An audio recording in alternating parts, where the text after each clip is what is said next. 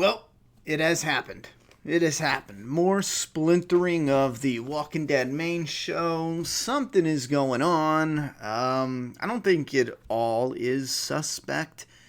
It might just be a platform shift. However, yeah, let's get right into the bad news and then maybe we can speculate. It would be easier if we knew exactly what types of things it's causing the splinter, because you'll see in a second, it's just strange. Yes, Denai, who played Michonne on The Walking Dead, she inked a deal with AMC to finish out her run as Michonne in Season 10. Not just in Season 10, but only a couple episodes, a handful of episodes, as what they described in Season 10. So, however they end Season 9, she's only going to be in a handful of episodes. We'll go to the article because there's a possibility, and this is what makes it weird, she could transition over to the Rick Grimes movies, leaving her son, maybe, I don't know, her daughter, her adopted daughter Judith, maybe, I don't know.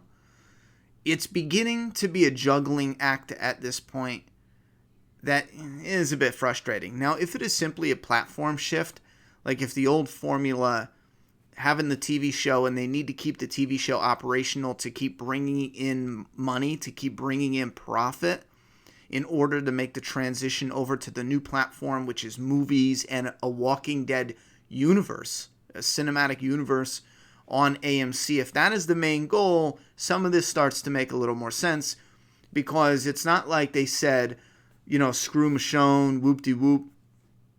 There's a chance she might still be in the movies, so it's not like complete bad blood. But with her going to the movies, if she does, with Rick Grimes, it's less demanding of a filming schedule, a shooting schedule, less demanding of a promotion. And because keep in mind, they not only have to be on set, film 16 episodes over a period of months, and then promote it not only in between filming, but once they wrap filming, and then before they start to film, they're going to cons, they're doing promotions. So it's a very time-consuming gig. 16 episodes every year, every season. And if they move over to the movies, you're looking at one cinematic movie that can drastically cut down the amount of time they are filming. I don't want to say promotion yet, because I'll be honest, I don't really know the difference. I can only imagine there's still going to be a ton of opportunities to go to cons and stuff. But I don't think the promotion will be as time consuming. But obviously, filming and everything like that would be dramatically a lot less. Because you're going filming one movie compared to filming over the course of yada yada yada 16 episodes. And even if you're not filming that day or whatever it is, you still have to be around. You can't be across the world filming for something else if it conflicts with your schedule that you got going on over at The Walking Dead. So this is exclusive. It just dropped about an hour or two ago. It's from The Hollywood Reporter. It says the Black Panther star will depart the AMC zombie drama that helped her skyrocket her to fame in Season 10. Sources tell The Hollywood Reporter that Denai, who officially joined the series in Season 3 as Michonne, has signed a deal to return for her final season of the zombie drama. Under her new deal, Denai will return in a limited capacity described only as a few episodes that will be interspread throughout Season 10. The actress, playwright, and social activist will then likely segue to the 3 Walking Dead movies that AMC is planning with former leading man Andrew Lincoln. The latter has played the central role of Rick Grimes since the pilot and departed in the first half of Season 9. It does continue to say, this is something that I will disagree coming from somebody at AMC, the programming president, David Madden. I think he's slightly a little misinformed here. He says, she has been very vocal about saying that she loves the show. We love Denai. We love her character. Right now, she's got a lot of opportunities, and she needs to weigh what she feels best for her. but we certainly want her on the show as long as she wants to be on it. This part I disagree with. We really want her to stay. She is an incredibly valuable character, and I'm really hoping she stays. Obviously, the lesson of Andrew Lincoln is that the show can survive anybody's departure if need be, but that's not our goal. Now, that seems like one of those sly little jabs, but I'll tell you right now, there's a massive difference in taking a character, keeping him alive, moving him over to movies with the somehow possible hope, with the sliver of hope the characters can reunite either in the movies to some capacity or back on the show. Now, back on the show is a lot less likely. They already said they wouldn't do that. Besides, they're shifting the platform over to movies and streaming, so it only makes sense that. And the deals, Norman Reedus and Daryl Dixon have signed. Norman Reedus and Melissa McBride have signed deals so they can move in and out of the cinematic universe and still get paid and not have to renegotiate contracts. So it only makes sense that there's that sliver of hope that the story will be absent of Rick Grimes for a little bit, but we'll eventually see him and his comrades reunite down the line. There's a huge difference in fans waiting for that, hoping for that, expecting that, and sticking around for that than just clapping Rick in season 5 and everyone's just like fine with it. Because I tell you right now, if you straight up killed him, you would have got a different response. It wouldn't have been the end of the world, not by far. I'm a massive Rick fan. I'm a massive fan of The Walking Dead. I still would have stayed on to see how the story was handled. But I'm telling you, even with all the splintering, there's just something The Walking Dead is losing. And I want to be very clear about this. We started watching The Walking Dead before we knew anything about Michonne, before we knew anything about Rick, before we had all these attachments and yada, yada, yada. We let these characters grow on us, so there's a chance the newcomers can and will grow on us. So I'm definitely willing to hang around and see if the newcomers and a new story and a new creative team will grow on us and give us an entertaining story. But with it getting splintered and staying within continuity and making sense, that is where I'm kind of wondering how they're going to juggle this. Is Michonne going to find out Rick is somewhere and then somehow get to him? And she can't be in his movies right away. You know what I'm saying? I don't understand this. Okay, she's going to be in the Rick movies, but in what capacity? Because we were led to believe, or we need to find out what happened to Rick during the time skip. So she cannot be in the movie if Rick wakes up from being injured, because she did not know anything about him for the years that they skipped right after Rick died, supposedly to them, up until the point where they ran into the Whisperers. Years went by, and we're going to see what happens to Rick in those years. We're not going to just start where Michonne finds Rick and then the movies pick up. So even if Michonne goes over to the movies, they've got to have at least the first half of the movie, or they're going to have to play with time seriously, because none of that is making sense, and that's what becomes problematic when you're juggling the show. Because it has to hit so many different checks on the box. It can't just be, oh, there's characters we like, so we're gonna watch it and like it, and we're gonna forget about the realism and timelines and all that. No, because it takes us out of the immersion. Even if we wanted to, even if we didn't care, and we were just like, I just want to watch these characters, it's gonna yank us out of the immersion. You know. It doesn't really go over a lot more details. This is the early stages as far as what the media knows. Let me just read this real quick, and then you guys can read the full article if you want all the rest. It just kind of goes over backstory of the actresses and stuff. For the Walking Dead franchise, however, the 3 Lincoln-led films have now gained some serious star wattage with Denai. Again, how if there's that big chunk of time where she's not in his story?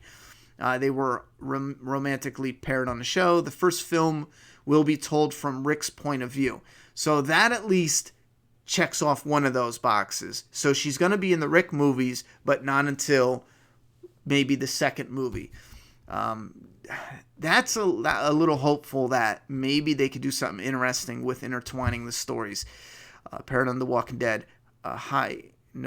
he had high hopes that Rick and Michonne's paths will cross again. The first film will be told from Rick's point of view. That's obvious, right? The 3 movies set to begin production this year will air on AMC with the basic cable network in success, partnering with a second party to help share the costs of what are expected to be cinematic features that are made for television. Denai has been in talks with AMC for a new contract since well before season 9, with Lincoln and co-star Lauren Cohan's departures already on the books. Sources say re-upping Denai's contract became top priority as the two camps worked on details on an exit strategy. Meanwhile, Denai's co-stars Norman Reedus and Melissa McBride signed multi-year franchise/universe deals with AMC. This is important. Sources say those packs will cover 3 years of the franchise as a whole, meaning if their characters are written off of the flagship and relocated to another property in the Walking Dead franchise, be it Fear the Walking Dead or the movies, or depart completely, they would continue to get paid. Both receive sizable raises. Reedus, and then it goes over some of the money they make. And again, a lot of these are estimates. Those deals allow Reedus and McBride to jockey between the Walking Dead properties, including crossover to the companion series Fear the Walking Dead, I already said that, and potentially roles in the trio of TV movies. AMC, under Chief Content Officer Scott Gimple, has further expansion plans beyond the movies for its billion-dollar franchise. Now, this is important because the one thing I'm so curious about, and the one thing I am stuck on and I constantly bring up, I probably annoy you guys about it, is talking about the platform. The platform seems to be a big deal in this. Keep in mind, the platform I'm talking about is going away from the old platform, which is 16 episode seasons, moving over into cinematic features, movies on the channel. And then if you're crossing these characters over, are they going to have the up-and-coming newcomers on The Walking Dead show and keep that running? Or will they eventually shut that down and cross everyone over to features? And then at what point, what comes next? What's the expansion after that? That's why I'm thinking some of this seems like it's bad news. And I wish they would just come out and say it, because every time we do these videos, the fan base goes nuts thinking it's all falling apart.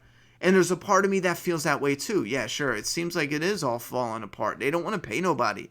But what if it is the real deal? Listen, we can't pay you, Lauren Cohan, right now because we're making these big deals with Norman Reedus, with Carol. Daryl Dixon, with Carol. We just made these big deals. We can't make a big deal with you yet. And Denai, we can't make a big deal with you yet. But if we transfer Denai over to the movies, we know we're eventually going to transfer others over and make more of a cinematic instead of a series.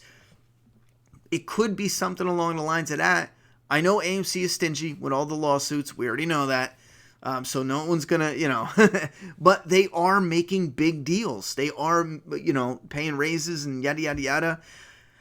And I just feel like with the cinematic universe, maybe that's easier to pay actors the money that they would need and that they're worth, but also not be as demanding as a season, as the series is.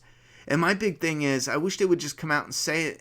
Yeah, we are looking to restructure the platform itself, transition over from the series into the cinematic. So that way, it's easier to make these deals and it's easier to keep the names, the characters we want, and maybe even keep the show around for a while in the middle of that transition. Because keep in mind, the show is still bringing in money. Season 9, Season 10, Season 11, or whatever they got going on.